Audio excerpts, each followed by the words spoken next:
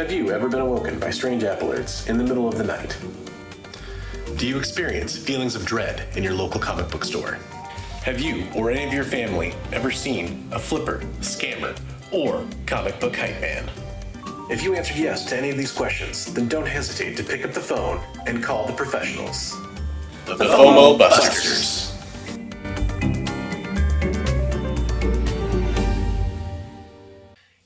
Yo, it's me, the comic book hype man. I ain't afraid of no SPEC.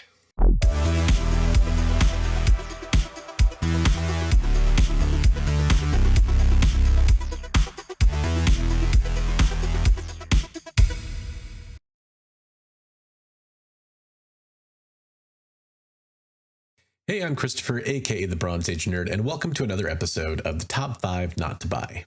If it's your first time watching one of these episodes, basically I take a look at all the top 10 lists, the trending 20, the CBSI, Hot 10, all those kinds of lists, including ones that other YouTubers make, and I try to pick 5 comic books that I wouldn't recommend buying from those lists. And occasionally people interpret this as kind of a negative thing, but the point of this is to kind of counter a lot of the hype or the kind of FOMO craze that kind of gets stirred up in people when they watch some of those lists, and just to try to calm that stuff down. This is nothing against the people that make those lists. I say often that on those lists, actually, many of those picks are actually pretty good. So there's just a few of these that I disagree with, and I'm just sharing my opinion. So thought I'd share some of those with you this week. Let's get started at number 5. Number 5 on the list is Miles Morales, number 33, the 1 in 25 variant. This is a Mateus Mahanini variant, and it's basically just a hot cover. That's what people, there's this new costume for Miles. People are looking at this cover. This is a new key kind of this week kind of a thing. And I'm just going to go ahead and say that this is kind of that standard advice that when you see a 1 in 25 heat up and there's not really a key first appearance in it or anything else really going for it, generally that's not going to be a good investment down the road, as time usually tells.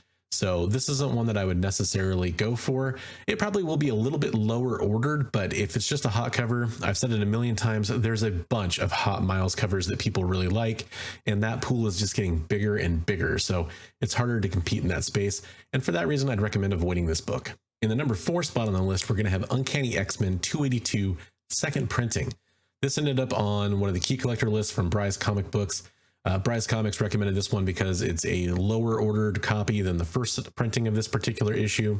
And obviously this is widely accepted as the first appearance of Bishop to collect. However, it is just a cameo. He's on the cover. He's on the last page. As I pointed out in a previous video and is common knowledge, X-Men 283 is really the first full appearance of Bishop, but that's not why it's ending up on my list.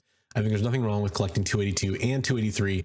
Personally, I like to buy them together if I ever have that choice because I think they go hand in hand, and it's probably one of those Hulk 180, Hulk 181 situations, even though Bishop isn't quite that popular. And that's part of why Bry put it on this list, and I respect that. He's saying, hey, this is an X-Men character. You can get that key for less than $25. There's very few listings on eBay compared to the first printing, and there's very few comics on the census.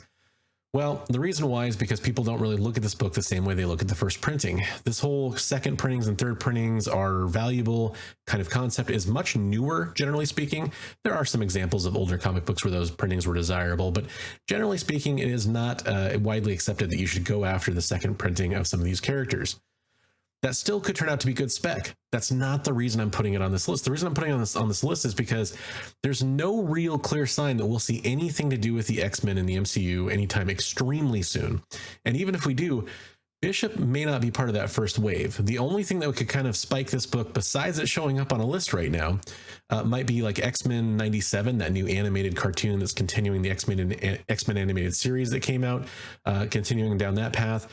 Bishop could play a part in that, and maybe that would kind of help spike this book. But realistically, this book's going to spike because it was on this list, and I bet you 3 months down the road, it'll return to normal levels, if not maybe a little bit lower because more people are getting them graded, that kind of thing. I guess we'll have to see in my 3 month later recap. Number 3 is going to be Justice League Incarnate number 1, and this is specifically the 1 in 25 variant. This 1 in 25 variant features art by Brandon Peterson and Andre Bresson. Now, this is going to be one of those risky picks that I put on the list. I like to do a couple of those every week, and I could prove to be wrong on this because this is a first appearance, and specifically this 1 in 25 is a first cover appearance of a character called Dr. Multiverse. Now, what I'm going to gamble on here is that that character isn't going to pay off. That is a gamble. that character may end up becoming a huge part of the DC universe. But DC has been launching a ton of new characters. It seems like we're getting a couple new characters every week that are supposed to be main new characters, and not a lot of them have really paid off recently. So I'm going to go ahead and take a gamble that this book is going to drop back down to ratio for a 1 in 25 here in about 3 months, if not 6 months. So I think there's definitely time to wait. I wouldn't go out and buy this book right now. Again, do whatever you want with your money. I'm just talking about my decisions and what I do and sharing that with you. All right, number 2 on the list is West Coast Avengers number 21. This is the issue where Moon Knight joins the West Coast Avengers. And here's the thing, Moon Knight hasn't officially made his debut yet. Moon Knight keys are hot right now. There's no denying that. But this is sort of gambling that the West Coast Avengers are going to be a thing in the MCU. We might see the West Coast Avengers in the MCU. That definitely could happen. I think that if you're going to speculate on that, the first appearance of the West Coast Avengers makes a lot more sense than this book and Moon Knight joining them. This seems like an oddly specific pick for a character joining that team. The West Coast Avengers are a team that has had a lot of different lineups over the years, and it is very possible with Moon Knight coming to the MCU that he could be on there, but generally a character joining a team isn't necessarily a big key. In fact, I'd say most of the time it's not a big key. So I'd be surprised if this book holds any kind of value, unless that just totally pays off and in 2 months we find out that Moon Knight is joining the West Coast Avengers. Unless we get that kind of dead on type of activity, I don't think that this book is going to be something that's going to continue to be hot 3 months down the road.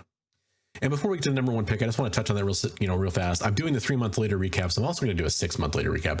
I'm not just saying that the only criteria to be on this show is that 3 months down the road it has to go down in value. That's not the only thing that I'm looking at. It's just a good benchmark for this kind of hot book of the moment spec, I think. That's why I keep mentioning that.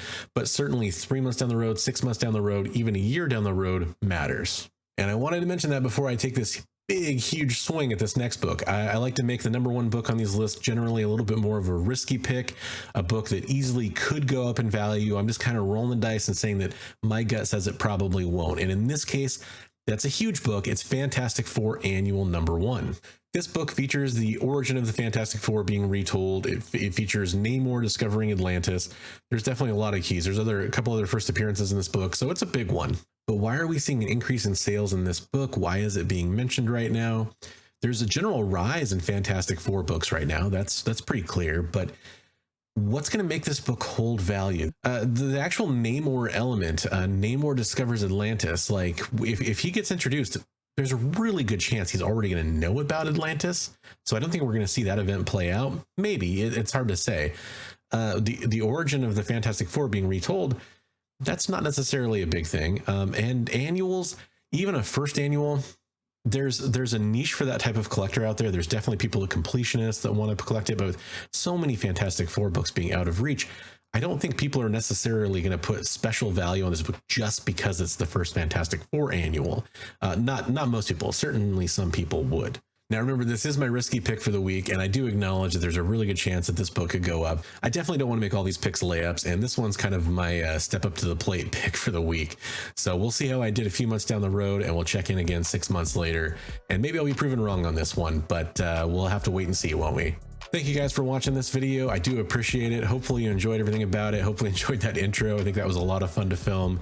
And I do hope to catch you in the next one. Remember, you can support me over at my Ko-fi. The link is down below in the description. And you can join the conversation with other Bronze Age heroes over on my Discord. You can become a channel member if you want to help support the show. And as always, I appreciate it when you share and when you comment on these videos. That really helps me out a lot. And it gets a conversation going with new people that we can kind of talk about some of these choices together. And you can let me know what you thought about them in the comments down below. And until next week, when we look at my top 5 not to buy 3 months later, I want to remind you, as always, hey, read comics every day.